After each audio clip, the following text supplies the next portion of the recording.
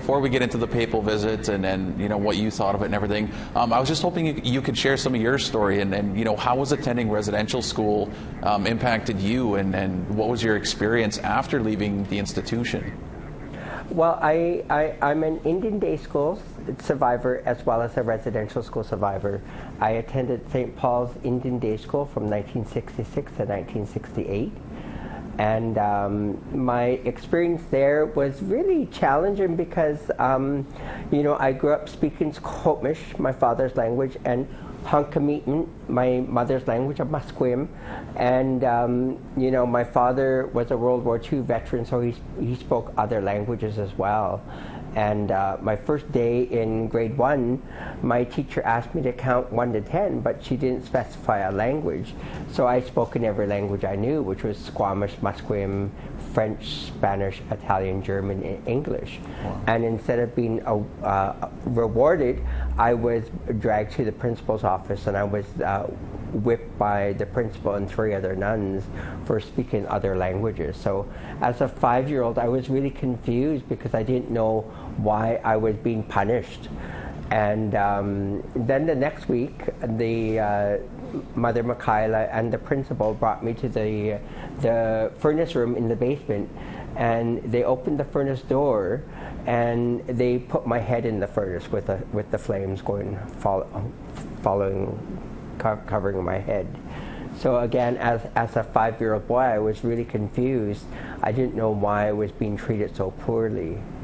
You know, there were times where the teacher, you know, I would urinate myself in front of my classmates, and so my teacher would push my face in my urine, like we see people do that with their puppies, right? So again, I was really publicly ashamed in school. The same furnace room that I was in, I was sexually abused by older students as well as a male teacher. So, you know, that was my Indian day school experience. My residential school experience, because our mom was quite medically ill, when St. Paul's closed in 1968, the Sisters of the Child Jesus were bringing me and my brother home, and there were no adults in the house. So the Sisters of the Child Jesus basically kidnapped me and my brother and brought us over to Seashell Residential School, and that's where I stayed. So, Sempúlyan, what helped you sort of heal from the trauma that you endured while you were at residential school or at these institutions? Well, I was really confused through my life because, you know, I was sexually abused by not only brothers but older students.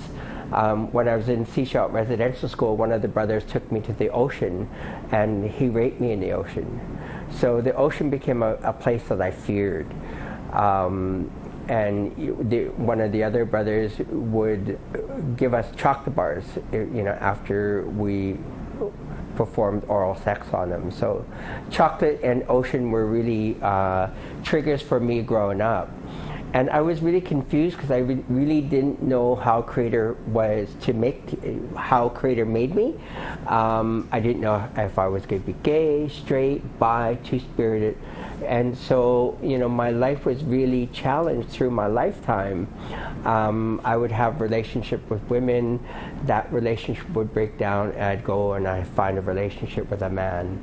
That relationship would break down, I'd go back to a woman, and that was the pattern for many years. You know, I really, you know, when I came home from residential school, I started consuming alcohol at the age of 10 and street drugs at 14.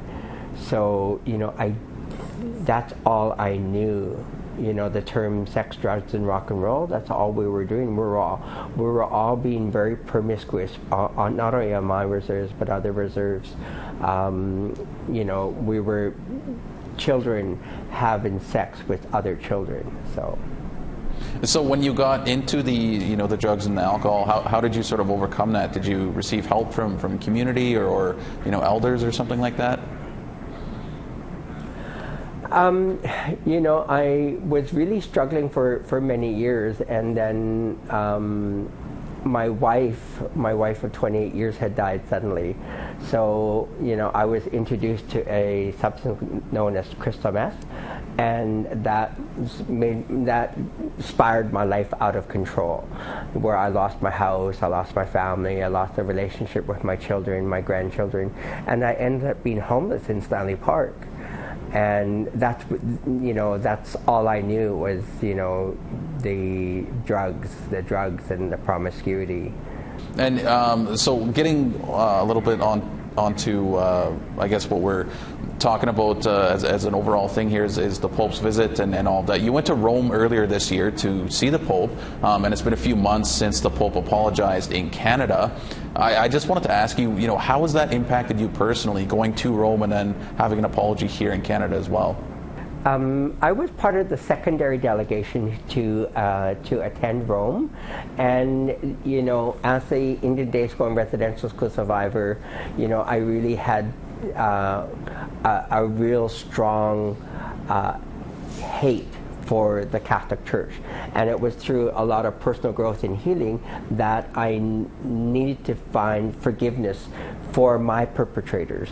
And when I traveled to Rome with the secondary delegation, I participated in all the events that AFN was doing, and when we were meeting with the Canadian Embassy to His Holy See, and he heard my story as well as others, our story, and he brought that to Cardinal Cherney.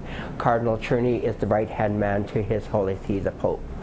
And when we were in the room where they hold conclave, and I heard the apology from the Pope, it was in Latin, so it was I believe that his apology was sincere. I was given 2 spokwash, which are weave blankets, one for Cardinal Cherney and one for His Holy See.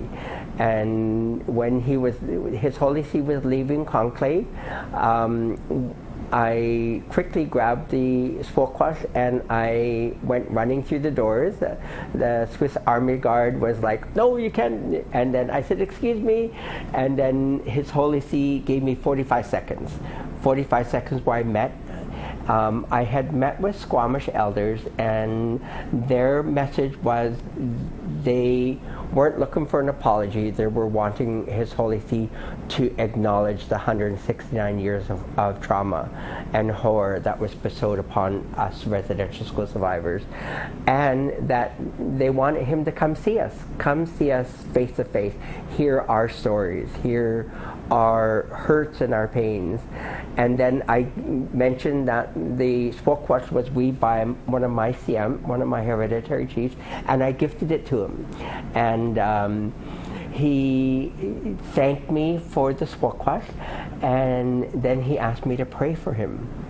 And then when we came home and I seen the apology, and when he was in Edmonton and Chief Willie Littlechild gifted him with the headdress, I got really tummy sick. So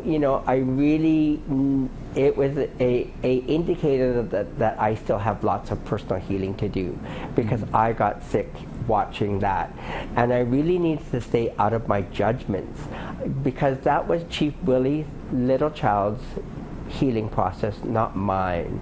And I really need to acknowledge I need to stay out of my judgments. And so I still have lots of healing to do. And thank you for the question.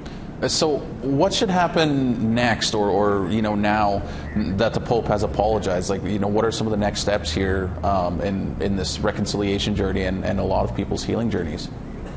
Well, reconciliation is not only my responsibility, but it's for every Canadian across the country. It's their responsibility to understand that residential schools wasn't 1,000 years ago, wasn't 100 years ago. I'm 61, and so residential schools are very new, very recent. And it's all our responsibility. For us to move forward as a country, we need to hear each other's stories and stand up for each other. When I share my residential school experience with organizations or companies or schools, I do encourage everyone to become allies. And what does that look like? It means that when two people are hearing or they're talking in public and someone's berating natives or aboriginals, well, they're nothing but drunks, and I need people to stand up and say, no, you don't really know their story. The majority of people, for instance, living in the downtown east side, they're either residential school survivors, Indian day school survivors, or 60 scoop survivors, or they're children of those survivors. So we do have a lot of work to do across this country, coast to coast.